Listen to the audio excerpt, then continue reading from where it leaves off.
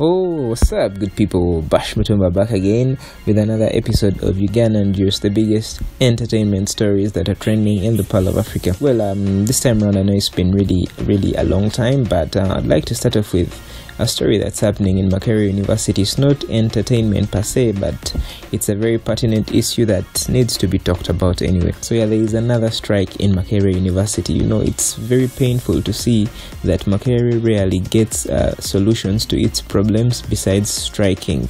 And well, it has happened again ever since, like, I think 2016 or 17, like since 2 years ago when the new vice chancellor Professor Nwagi came on. Strikes had reduced, but they've come back this time round. And this other strike that has just stemmed up this particular week came due to the fact that students are protesting the 15% increment in tuition per year.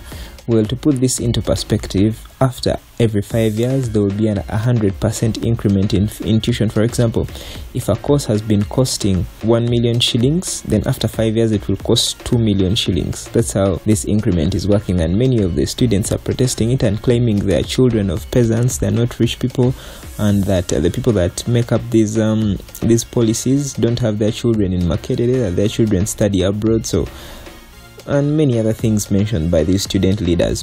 And actually it began as a seriously bloody strike because the very first day of the strike was spearheaded by only girls. But trust me, these girls were very bold people, and you can't believe it. Girls fighting and screaming and demonstrating and then getting arrested by normal police and even military police at some point, because, well, the entire university was surrounded by military police. Makerere is so big, it's like a whole village and a half, but military police had really surrounded it up. In fact, for the entire last week, it's been surrounded by military police, and these girls were really arrested brutally and beaten up. But well, it didn't stop the other boys from also staging their own demonstration the following day. So it's been a week of strikes. That's last week in Makerere University, and they're all protesting the same thing. But that couldn't be a big issue because always the students have been striking whenever something hasn't been up to their taste. But this time round, it's really intense because many have been imprisoned, and the impact hasn't even been big according to the previous strikes. Previous strikes were really too dangerous to people. Students would loot stuff in neighboring places like Wandegea, Chikomi. But this time around, it hasn't been that bad on the student side. But the military is serious. They're really disciplining these guys, and there's nothing as scary as seeing a military man with a big gun, like wielding a gun and pointing it at you. So it's very scary. And rubber bullets were flying all over the place, hitting windows and stuff. Tear gas canisters, man, deadly. And those big trucks that are used in big operations, well, it's very scary. But we really hope Makerere sorts out its issues. But the biggest and most insensitive tweet, according to people, that has been pushed out in this entire thing is the tweet from Andrew Mwenda, whereby he claimed most Nobel Prize winners, like even the most recent Nobel Peace Prize winner. They say he killed also people in demonstrations, about 5 or 10 people. And then Andrew Mwenda went on to ask, what's the death toll in Makerere? So you people shouldn't be complaining anymore because no one has died yet. Come on. There are many people who are near dead. There are some who are reportedly raped and things. It's really nasty. So people, everyone was really wondering what Andrew Mwenda was thinking to tweet such things. But anyway, well, away from all that crazy stuff, we'll go straight to entertainment. Eddie Kenzo gets hero's welcome on his return. Well, Kenzo had promised, after all that saga of him being in America, remember he even won the award. The award that he was waiting for there, the Africa, I've forgotten the full name of the award, but awards awarded to Africa, the African diaspora in America or something of the sort. I can't remember well, but he actually won the award for the best performer. And there were many winners with this award, the likes of Nandi from Tanzania, the likes of Diamond, Rayvanny, big winners.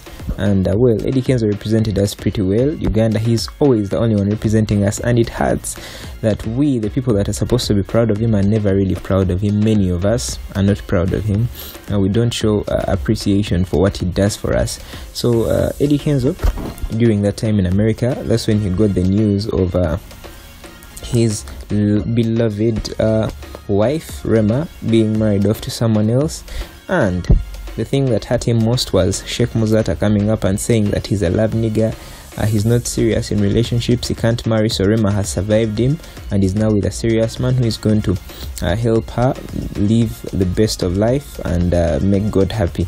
So that was it. And well, Sheikh Muzata, as you know him as a very talkative man, added that Kenzo should go marry his mother if he thinks a woman must be as perfect as the mom. So this thing really hurt Kenzo, because as you know, he grew up on the street. His mother died at a very young age. He was still a toddler of about 5 or something years. So really he got so emotional and posted many videos. In fact, the very first live video he did, it peaked at 17,000 live viewers. Imagine, live viewers on Facebook, 17,000 live viewers. That's what it picked on the very first one. And this was a very emotional one, because at first it started as a chain of posts, just Facebook posts and some Instagram and Twitter of him saying things of how he is hurt and how Sheikh Muzata wouldn't have done such a thing in the presence of Kenzo's daughter, because as you know, Amal, Kenzo and Rema's daughter, was present at that wedding where Sheikh Muzata said all that. So people thought Kenzo would let this go, but in that live video he did, he really got too emotional, and he even cried about 3 times, asking the government where they are, asking the people that he has been representing where they all are when he's being bullied and tortured by the sheikh. But well, in the end, the video had about half a million viewers in like about 4 hours. That's what Kenzo says. So when he saw it going far and it had a lot of negative energy, he decided to delete it. And the following day, he then told the people that he has been advised by elders to just put down the post, that the sheikh is interested in talking perhaps and apologizing, because Kenzo was demanding for a public apology, something that I personally think he will not get, because Sheikh Muzata is the kind of person who doesn't really care. He has that cavalier attitude, and he has really gone toe-to-toe against very powerful people in this country, and he has never apologized. The likes of Kabaka, the king of Uganda Kingdom. Remember, Sheikh Muzata went straight and lashed out at projects of Buganda Kingdom. So it was a direct attack on the king. He even attacked the king's prime minister, the Katikiro. So really, he never apologized to any of that. He even went to a mosque in a deep village and entered there and abused all of them and told them they are so poor. How can they have such an ugly mosque, very dirty, not really dirty per se, but ugly looking mosque. It looks like a pigsty or something of the sort. Like the mosque looks ugly.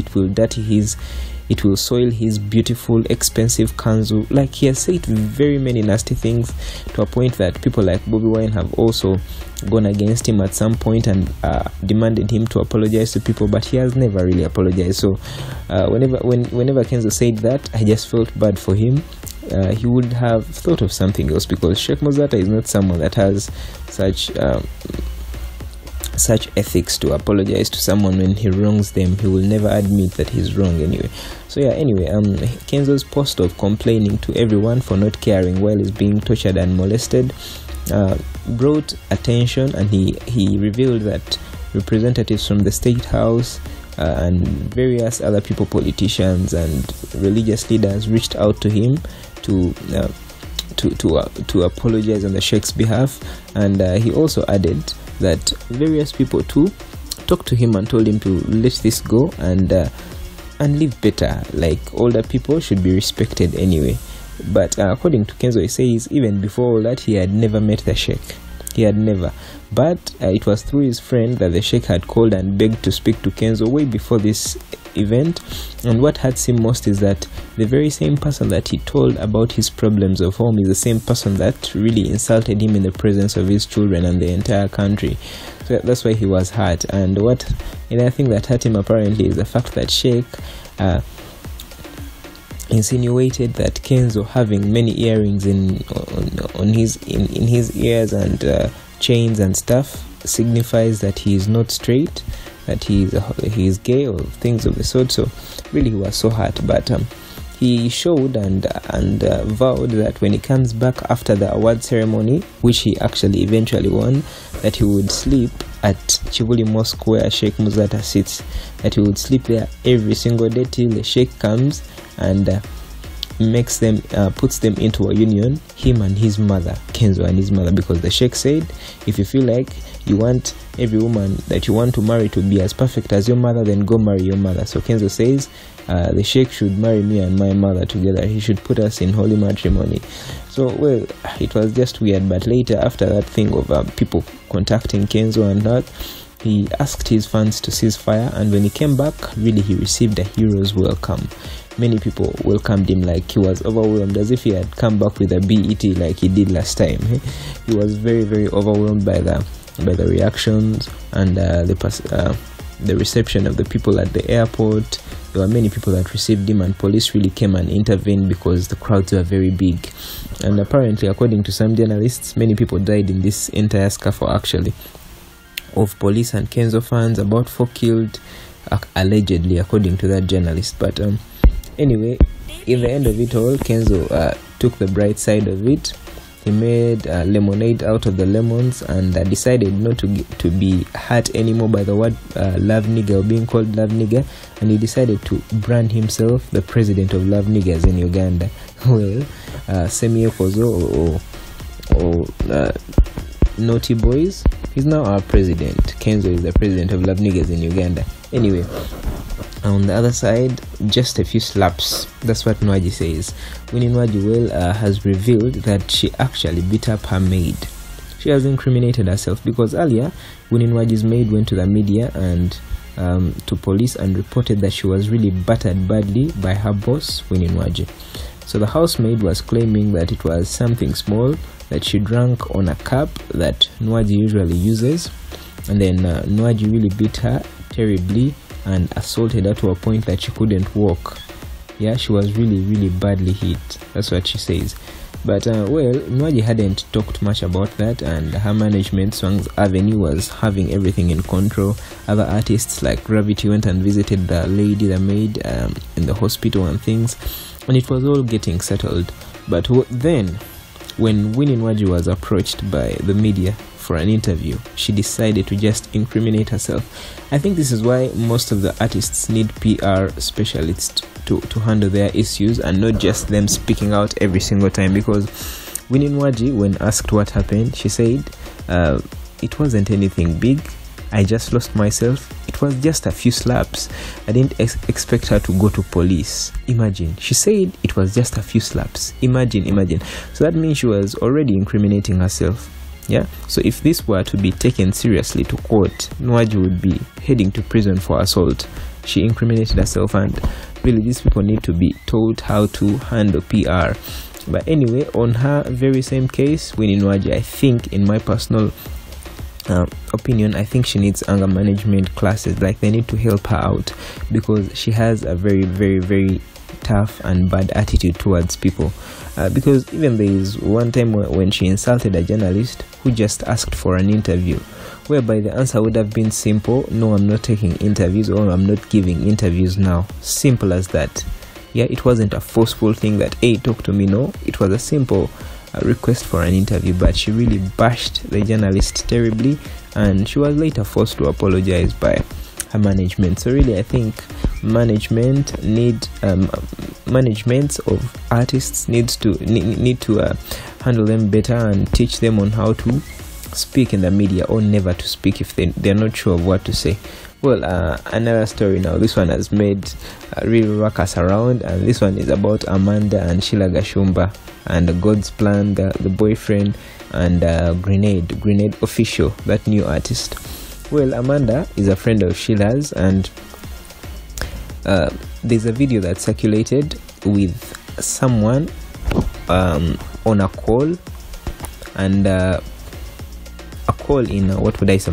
A call in hands-free, or in voicemail, not voicemail, hands-free, like in loudspeaker, and you would hear Sheila's voice with Sheila crying and complaining. Amanda, how would you do this to me? Please, how would you hurt me like this? Why would you make my life miserable? And this girl, who was like recording herself, was saying, really, Sheila, what did I do to you? Me, I don't hate you. What would you say? I'm making your life miserable. I can't say anything. Eh? And then Sheila added that, why did you tell Marcus that I slept at your place? Well, that I spent 45 minutes at your place? Why would you tell him that?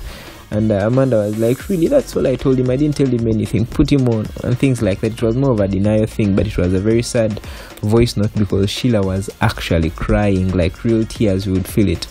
And later, after that, Grenade official, who is a good friend of Sheila's, Grenade decided to go into the media saying Amanda is just trying to mess up people's relationships and stuff. She's spreading rumor and crap. So now Amanda, being the tough girl that she is, decided to come out and reveal or spill the beans and claim, allegedly, and claim or allege that Sheila Gashumba and Grenade actually smashed at her place. Yes, that they smashed at her place. Though she used the harder word, the F word. Yeah, she says they F in her place, but yeah, they smashed in her place according to her. They did that stuff in her place, like in her apartment. And well, it's now getting so crazy because it's all a circle of what would they call it? A romping network, a sexual network between all these people. Because Grenade, it's not the first time Grenade is being talked about as someone who has had affairs with almost all famous women around this country, or all women, be it the older ones or younger ones that are in the showbiz world, that he has really had affairs with them. Apparently, like I'm saying, there's no proof to that. But Sheila Gashumba is the current addition. And then Amanda herself, really. Amanda is not a big name around the entertainment scene, but people that the celebs themselves know her very well. Apparently, she is a rich girl of Rwandan origin or roots, and that she's from a very rich family, apparently. And that she has dated Rick, that artist or musician Rickman, who lives in the diaspora. Is it England or Sweden? Not so sure. Yeah, Rickman.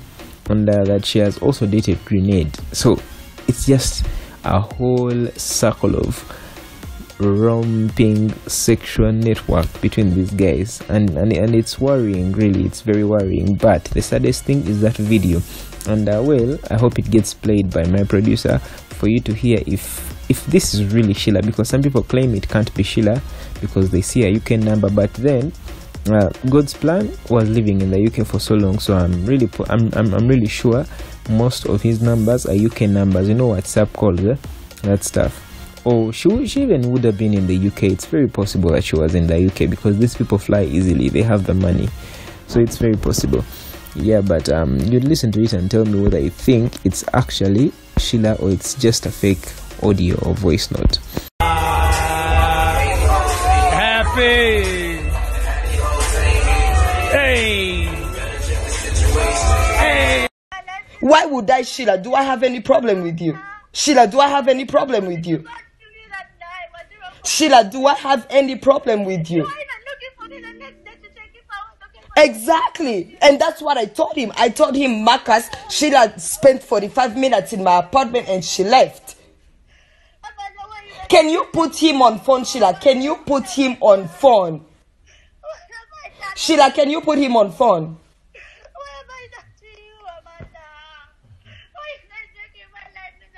Sheila, why would I make your life miserable? What do I have against you? I have no problem with you. And well, on the other side too, Harmonize is becoming a very terrible thing around here in Uganda. Because you might know, he recently quit his record label that gave him fame, that's Wasafi, WCB, but he's decided to just go serious with the East African market, not just focusing in his own home country. So his first single out of Wasafi which is called Uno, was also released in Uganda, because he released it in 3 different countries, in his country Tanzania, then Kenya, now Uganda. And for the Uganda release, really it was serious. I think I have never, for as long as I remember, I have never seen a non-Ugandan artist, especially Kenyan or Tanzanian, doing a song release, yes, in Uganda, of a new single. I have never seen that. But this guy came and did a release in Governor, Uganda, and it was a very good show. It was escorted by Eddie Kenzo himself, and they performed their collabos, Pull Up and Inabana, Kenzo's version, of course, not Chameleon version. So yeah, and even after that, he went to the ASFAs, the launch of the A-Brand Style and Fashion Awards, where they revealed the nominees in the various categories of the A-Brand Style and Fashion Awards. And Harmonize was really there, and it was really a great seeing him around. People had fun. His DJ7 really cheered up the crowd, and it was a very beautiful sight to see. And anyway, talking of the ASFA's launch of the nominees, there was a revelation that Nigerian American artist Judena will be performing at this year's episode of the A-Brand Style and Fashion Awards. So we really can't wait to have these awards happen once again. Well, that's all from me this particular time. I really hope we link up again after this particular one. Well, see you then. My name is Bash Mutumba. Check me out on Instagram at Bash Mutumba. Sayonara.